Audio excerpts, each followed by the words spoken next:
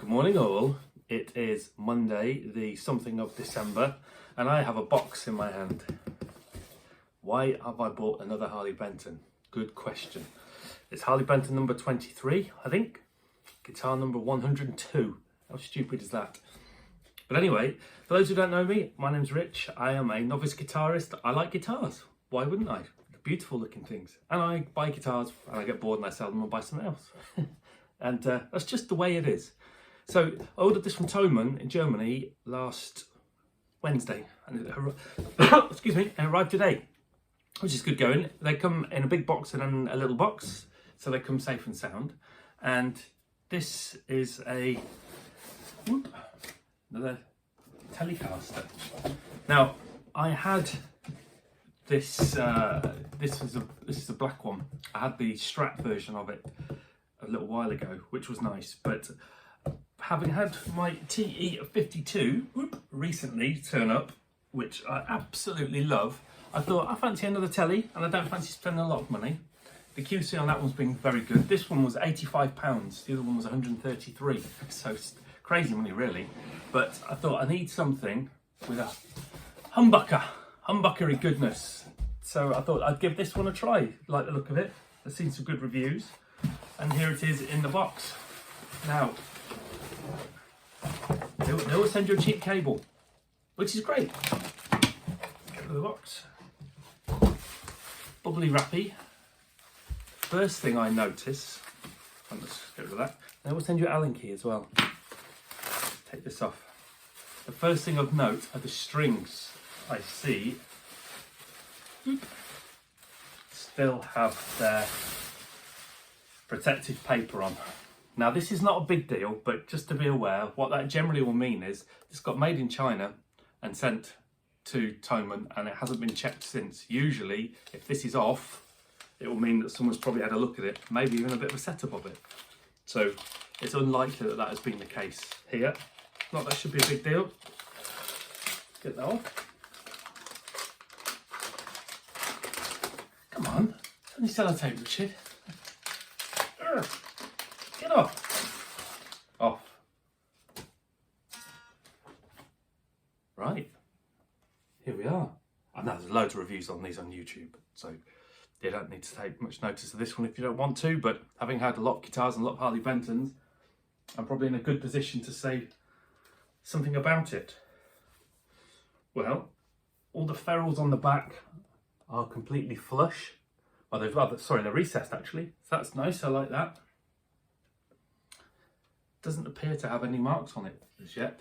All black, heavy metal black. Now the Strat I had was this finish marks very, very easily. I was holding the Strat next to my old Squire and accidentally bumped them two together, and it took a bit of the paint finish off. So yes, I'm not expecting this to be any different.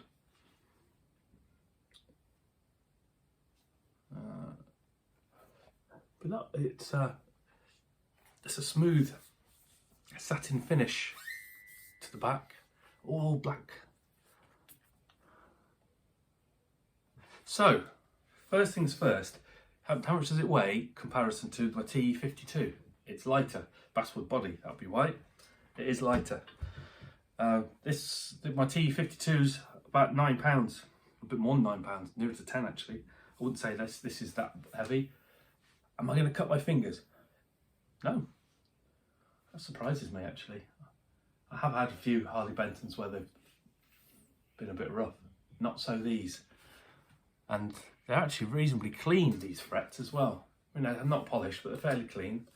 Let me just use my old man's eyesight and have a look at the nut.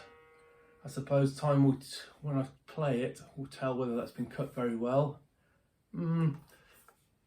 It's fine at the sides, it's not sticking out in any way, but my first thought, just looking at the strings there, the low E is sat a tiny bit proud. So that maybe that slot hasn't been cut well enough. Possibly.